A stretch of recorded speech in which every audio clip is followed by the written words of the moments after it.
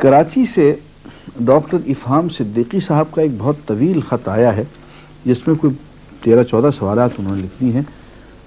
میں صرف 2 سوالات مختصراً پڑھوں گا بھی، ان کا جواب بھی دوں گا. ایک سوال یہ ہے کہ رب العزت قرآن شریف میں کہتا ہے کہ جب میں کسی کام کرنے کا فیصلہ کرتا ہوں تو لفظ کن استعمال کرتا ہوں اور وہ کام ہو جاتا ہے. تو پھر کائنات کے بنانے میں 6 دن خرچ ہونے کا کیا مقصد ہے؟ بات یہ ہے کن کے معنی ہے ہو جا.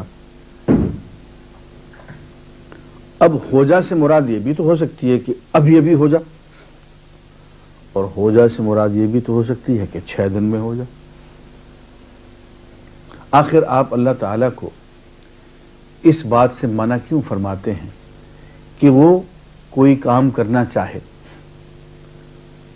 تو آنن فانن کرنے کی بجائے کسی ترتیب کے ساتھ، کسی تدریج کے ساتھ، کسی ارتقاء کے ساتھ کرا دے؟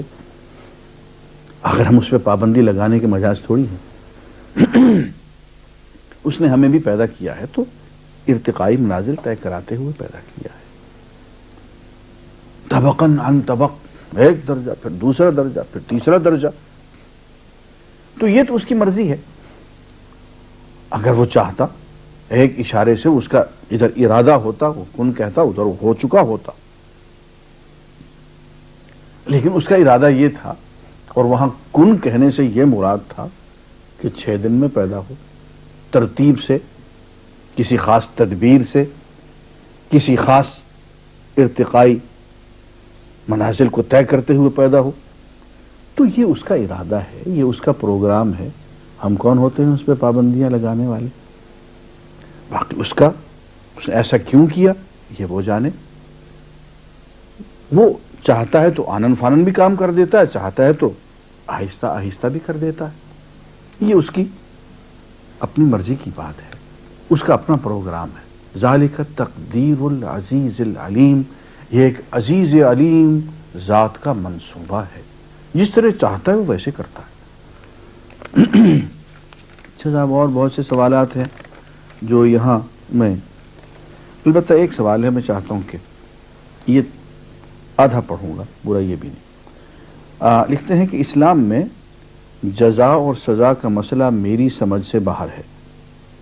انسان ناقص العقل ہے جس کی وجہ سے وہ صحیح فیصلہ نہیں کر پاتا کہ کون سا راستہ اختیار کرے. مالک حقیقی اپنے کلام میں فرماتے ہیں کہ جس کو ہم نے گمراہ کر دیا اس کو سیدھی راہ پر کوئی نہیں لا سکتا. پھر سزا کیسی؟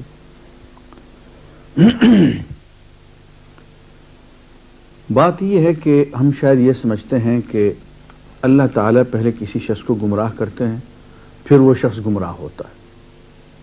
پہلے اللہ تعالیٰ کسی کو زبردستی نیکی پہ لگا دیتے ہیں پھر وہ نیک کام کرنے لگتا ہے. ایسا نہیں ہے. اللہ تعالیٰ کا طریقہ اس کے بالکل برعکس ہے.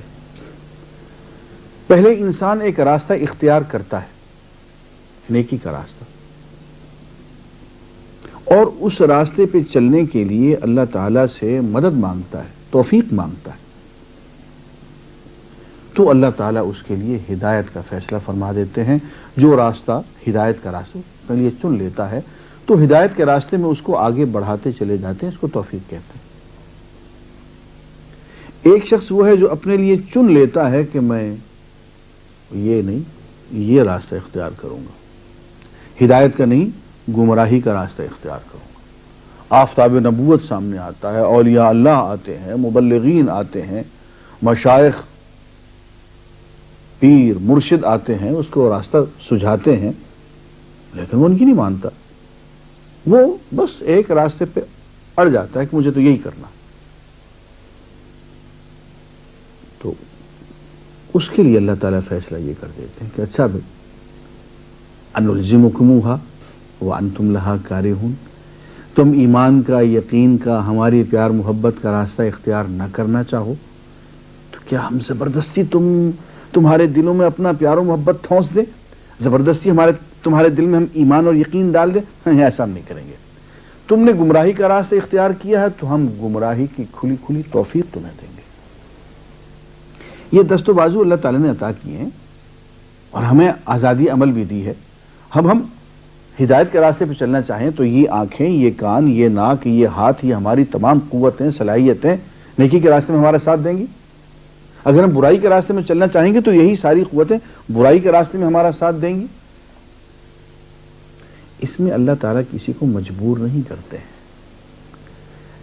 ہاں کہتے ہیں کہ اللہ تعالیٰ ہادی ہے، وہ ہدایت دیتا ہے اس شخص کو جو ہدایت مانگے. ہاں اس کی ایک صفت ہے مضل، گمراہ کر دینے والا. اس شخص کو گمراہ کر دیتے ہیں جو گمراہی مانگتا ہے. وہ ایک شخص نے بالکل یہی بات کہہ دی، گر ہے وہی ہادی، گر سچ ہے یہ کہ ہے وہی ہادی وہی مضل، پھر راہ پر ہیں سب کوئی گمراہ ہی نہیں. یہ بات درست نہیں ہے. اصل بات یہ ہے کہ انسان اپنے لیے خود راستہ اختیار کرتا ہے، انیشیٹو انسان خود لیتا ہے. اللہ تعالیٰ اسی راستے میں اس کو بڑھا دیتے ہیں. نیکی کے راستے پہ چلتا ہے تو ادھر بڑھا دیتے ہیں، برائی کے راستے پہ چلتا ہے تو ادھر بڑھا دیتے ہیں. یہی بات قرآن مجید میں کہی گئی ہے کہ کلن نمد ہؤلاء وہؤلاء من عطاء ربک. ہم ہر ایک کو توفیق دیتے ہیں، آگے بڑھا دیتے ہیں. ادھر جانا چاہے تو ادھر، ادھر جانا چاہے تو ادھر، نیکی کی طرف جانا چاہے تو نیکی کی توفیق، برائی کی طرف جانا چاہے تو برائی کی توفیق ہم دے دیتے ہیں. یہ اللہ تعالیٰ کا طریقہ ہے، اس کی سنت ہے. اس نے یہ دنیا جو ہے امتحان کی جگہ بنائی ہے. اس میں کوئی جبر نہیں ہے.